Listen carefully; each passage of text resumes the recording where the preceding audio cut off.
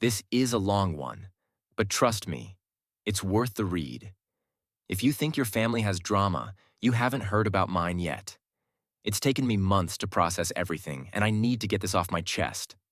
So, buckle up, because this story starts with an inheritance and ends with the total collapse of my family as I knew it. Part 1. Our Family's Illusions. I guess I should start by introducing the main players in this twisted tale. Dad, Robert. Our pillar. Stubborn, hardworking, and the type of guy who believed in handling problems by throwing money at them.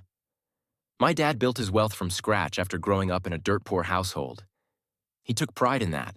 He built a small business empire from a little car repair shop into a chain of auto parts stores across the state. He always reminded us how he earned every penny. Dad came from nothing, and his obsession with hard work became his identity. But Dad had a dark side. He was emotionally distant, never really comfortable showing love or vulnerability. The closest he came to affection was handing out money. Whether it was for a house down payment, a new car, or some lavish gift, money was Dad's way of saying, "I care." But behind the success, there was a simmering resentment. He wasn't around much while we were growing up, and the distance between him and Mom only grew as his career took off. They rarely fought in front of us, but there was an icy chill in the air most nights at dinner. Mom, Karen. A bit of a wild card. She married Dad young and gave up her dreams of being an artist. Over time, that turned into a deep resentment. While we were growing up, Mom always had this undercurrent of frustration with her life. She tried to be the perfect housewife, but I could see the cracks. She never quite got over giving up her painting career to raise us while Dad pursued his ambitions. The more successful he became, the more bitter she grew. Sometimes, when she thought no one was watching, I'd see her look at her hands, once soft and graceful with a paintbrush, now weathered from decades of housework, and she'd just stare as if mourning the life she lost. She loved us, sure, but that bitterness bled into everything. I never realized how much until it was too late. Older sister, Emily. The golden child. Emily did everything right, or so we all thought. She was the straight A student, went to a prestigious law school, married a rich guy, and moved across the country. Everyone admired her, Dad especially. She was his pride and joy. But beneath that perfect exterior, there were cracks no one noticed until it was too late. Growing up, Emily was always a little too perfect. The rest of us would joke about how Dad was grooming her to be his successor, but it wasn't far from the truth. What we didn't know was that Emily's life wasn't as golden as it seemed. Behind the Ivy League degree and the high-profile marriage, she was struggling. Her husband, Andrew, was abusive, mentally and emotionally. She never told anyone, not even me. I don't think she could admit it, not when she had spent so much time building this picture-perfect life. Her perfectionism, her need to constantly excel, came from somewhere darker than we knew. Younger brother, David. The black sheep. He was always the rebel, never quite living up to Dad's expectations. David bounced between dead-end jobs, couldn't keep a relationship going, and always seemed to need a loan. But despite it all, he was the most genuine person in the family. At least that's how I saw it. David wasn't interested in Dad's money or legacy. He didn't care about business or prestige. What he wanted was freedom. From Dad, from expectations, from the suffocating weight of our family's facade. I remember one Christmas when David came home high, his eyes bloodshot and distant. Mom cried and Dad yelled, but I just sat there, feeling this overwhelming sense of helplessness. David didn't want our version of success, and that terrified them. They didn't know how to handle a son who couldn't be molded into their image of the ideal child. And then there's me, Michael. The middle child, the peacemaker. I was the one who stayed close to home, helped with Dad's business, and tried to keep the peace whenever things got heated. I wasn't as brilliant as Emily or as wild as David, but I was the one who kept things running smoothly. My role was always more of an observer, but I never imagined I'd be at the center of the storm that was about to unfold. Part 2. The Inheritance Bomb. It all started when my dad passed away suddenly. A heart attack, completely out of the blue. One day he was fine, the next he was gone. It was devastating. We weren't prepared. Dad had always been larger than life, this indestructible figure who seemed immune to the world's dangers. His death hit us hard in different ways. Emily, of course, flew in from across the country with Andrew, who barely said 2 words to anyone. She took charge, just like always, arranging the funeral, coordinating with lawyers. Emily slipped into crisis mode like it was a work project. But I could tell she was on the edge, her carefully constructed world crumbling. David showed up late to the funeral. He reeked of alcohol and cigarettes. I wanted to be angry at him, but I couldn't. He was grieving in his own messed-up way, just like the rest of us. Mom? She was uncharacteristically quiet. I thought maybe she was just overwhelmed with grief. She loved Dad, despite all the bitterness and unresolved tension between them. But there was something else going on, something I couldn't put my finger on. A few weeks after Dad's death, Mom called a family meeting.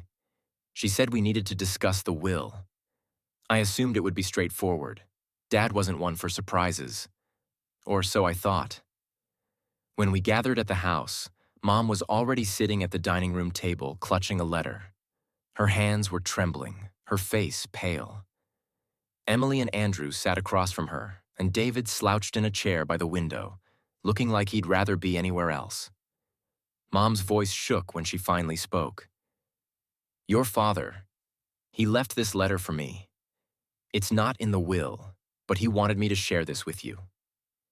I remember feeling a knot form in my stomach. What could possibly be in that letter? Dad wasn't the sentimental type.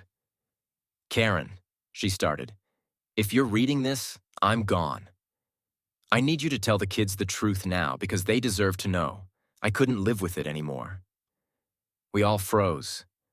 Mom's hands trembled as she continued reading. I made a mistake years ago that changed everything. I had an affair, and one of our children is not mine. At that moment, time stopped. My mind went blank. It was like I was hearing someone else's life unravel, not mine. My stomach churned, and I felt like the walls were closing in. Emily let out a strangled gasp. David just stared. I remember feeling dizzy, like the floor was about to give out from under me. Which one? Emily asked, her voice sharp, the lawyer in her coming out. Mom was crying by then. I don't know, she said. Your father never told me. He said it didn't matter, but he wanted you all to know. Can you imagine hearing that? Your entire identity, your entire family, called into question with a single sentence? We didn't even know where to start. And it wasn't just about the DNA. It was about everything that came before. Every memory, every interaction. Suddenly, it all felt tainted. Part 3. The DNA test and the downward spiral. After that bombshell, everything unraveled fast. Emily, always the overachiever, demanded a DNA test. She wanted answers. She was a lawyer, after all. Facts mattered more to her than anything else. David, on the other hand, refused. He said it didn't matter, that Dad raised us all the same, and nothing would change that. But I could tell he was hurt. David had always felt like the odd one out. And now, with this revelation hanging over us, it was like the universe was confirming his worst fears. He buried himself in alcohol, drugs, anything to numb the pain. Me? I was caught in the middle as usual. I didn't want to know the truth. I didn't care if I wasn't Dad's biological son. He was still my father, and I wasn't ready to lose him all over again by finding out I wasn't really his. But Emily wouldn't let it go. A few days later, Emily got the DNA test done. And guess what? She was not my dad's biological daughter. The golden child, the one who had always seemed so perfect in Dad's eyes, was the one born of the affair. Emily lost it. She said horrible things to Mom, things I can't repeat here. She swore she would never forgive her and that she wished Dad had known before he died. It was ugly. So much pent-up resentment and anger came flooding out all at once. Emily's image of her perfect life was shattered, and she blamed Mom for it. Part 4. Fallout and the Inheritance Divide. After Emily's outburst, the fragile strings that had been holding us together snapped. It wasn't just the revelation about the affair or the DNA test that broke us. It was the unraveling of every illusion we had built around our family. We were forced to confront truths none of us had been prepared for. What followed was a descent into bitterness, anger, and fractured relationships. And at the center of it all was Dad's inheritance. Dad had left the bulk of his estate. Not to Emily, not to David, but to me, the middle child. The one who had never asked for anything, who had always tried to keep the peace. I wasn't the perfect golden child like Emily, and I wasn't the black sheep like David, but somehow, Dad had chosen me to carry his legacy. I couldn't comprehend it at first. In Dad's will, it was clear. I was to inherit the family business, the house, the cars, the investments, everything. Emily and David were left with comparatively small sums. Emily was to receive a token amount, enough to make it seem fair, but nowhere near what she expected. David, on the other hand, got a bit more, but nowhere near enough to ease his financial struggles. When the lawyer read the will aloud, I could feel the tension in the room shift. Emily's face went white with shock, her eyes narrowing as the reality sank in. This was the final blow, the ultimate betrayal.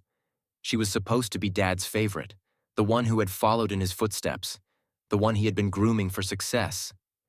And yet, here she was, left with crumbs. Emily exploded. "This is a joke, right?"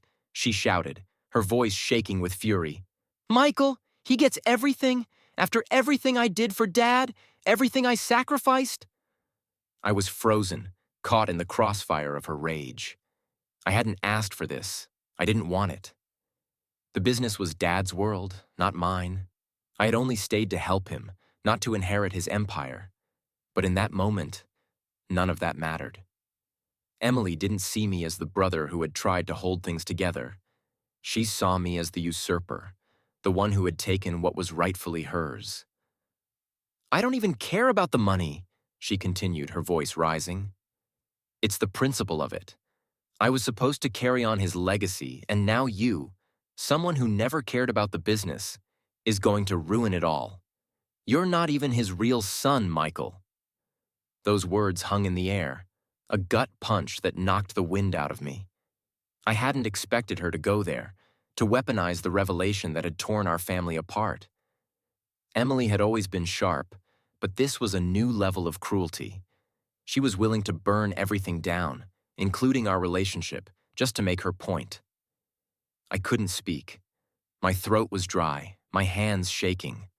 I wanted to defend myself, to tell her that I didn't care about the inheritance, that I would have gladly given it all up just to have our family back. But the words wouldn't come. Instead, I watched as Emily stormed out of the room, her heels clicking sharply on the hardwood floor, leaving behind a trail of anger and resentment. Part 5. David's Descent. If Emily's reaction was explosive, David's was the opposite, a slow, quiet descent into bitterness.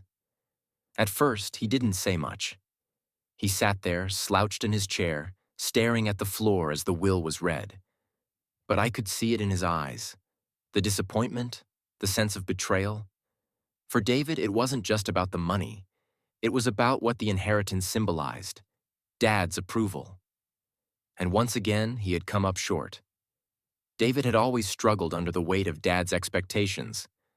He was never the business-minded son that Dad had wanted, and in many ways, that had been a source of tension between them for years. I think a part of David had hoped that, in death, Dad would finally recognize him for who he was, not for who he wasn't. But that recognition never came. Over the following weeks, David started to unravel. He drank more, spent nights out partying, and blew through the money Dad had left him in record time. I tried to reach out to him, to be the brother I had always been, but David was distant, cold even. The more I tried to help, the more he pushed me away. One night, about 2 months after the will reading, David showed up at my door. He was drunk, stumbling and slurring his words. "You think you're better than me, huh?" He spat, leaning against the door frame, his eyes bloodshot. "Just because Dad gave you everything, you think you're the chosen one now?" I was taken aback. David had never been confrontational like this, not with me. "It's not like that," I said, trying to calm him down. "I didn't ask for any of this, David. You know that." He laughed, a bitter, hollow sound. "Didn't ask for it? You could have given it to me. I needed that money, Michael. You don't need it. You don't even want it. You could have helped me out, but no. You just sat there with your holier-than-thou attitude, watching me drown." His words stung. I had given David a portion of the inheritance, more than what was left to him in the will, but it hadn't been enough. Nothing was ever enough for him. "I tried to help you," I said, frustration bubbling up inside me. "I gave you money. I've always been there for you." David's face twisted with rage. "Money? You think money fixes everything? That's Dad talking. You're just like him. You think you can throw some cash at me and make it all better. But you don't get it, Michael. You don't get what it's like to be the screw-up, the one nobody expects anything from." I was silent. I didn't know how to respond. David was right in a way. I had never understood what it was like to be in his shoes.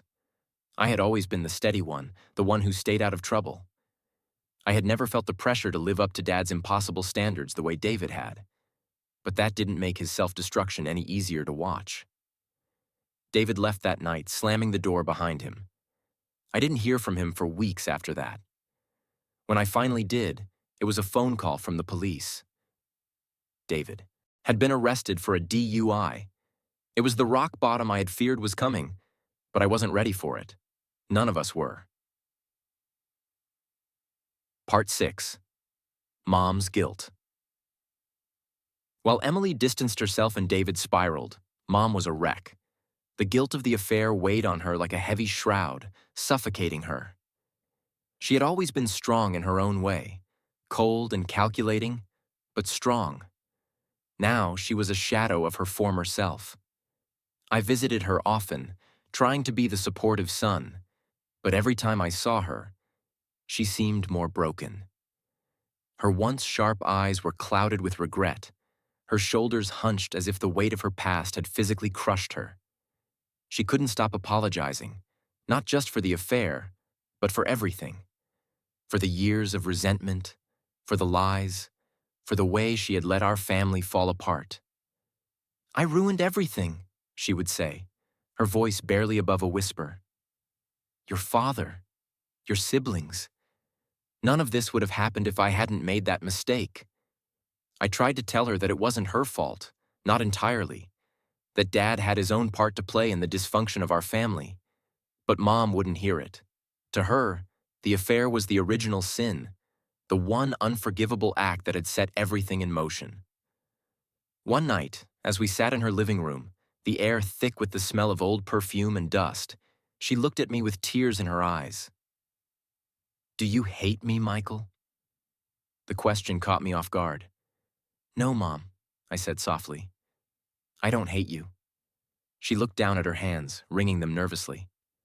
"I hate myself," she whispered. "I hate what I've done, and now I've lost all of you. Emily won't speak to me. David, he's destroying himself.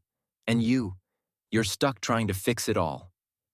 Her words hung in the air, heavy with truth. I was stuck.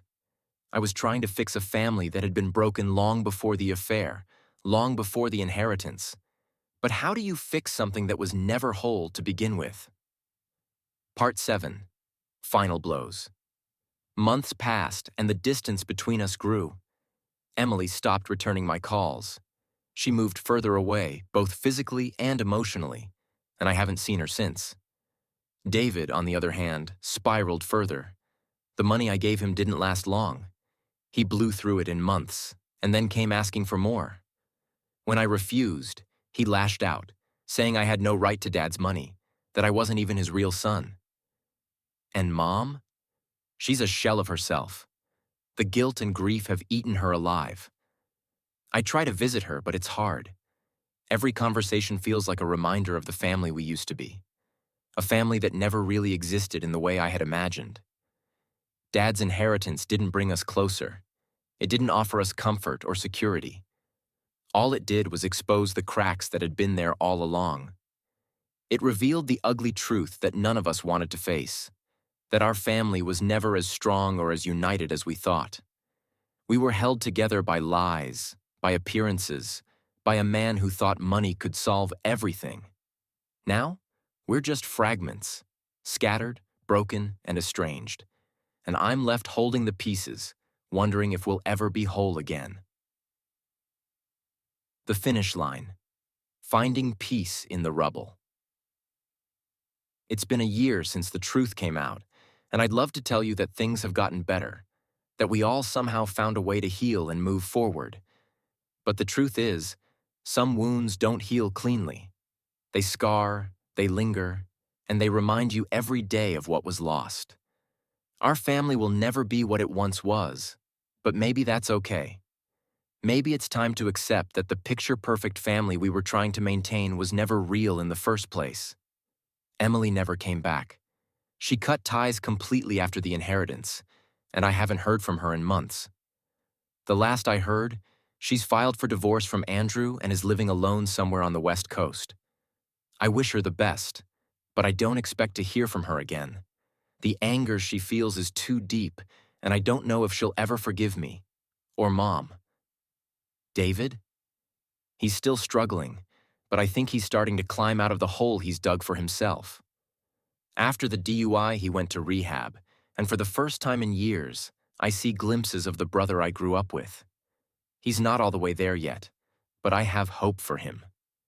He told me once, during a rare moment of clarity, that he was tired of being angry at the world, at Dad, at me. I think he's finally starting to let go of some of that pain.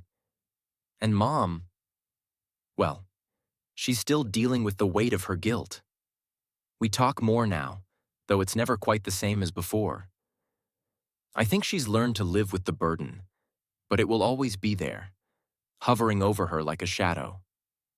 I visit her every week, and sometimes we sit in silence, the kind of silence that speaks more than words ever could.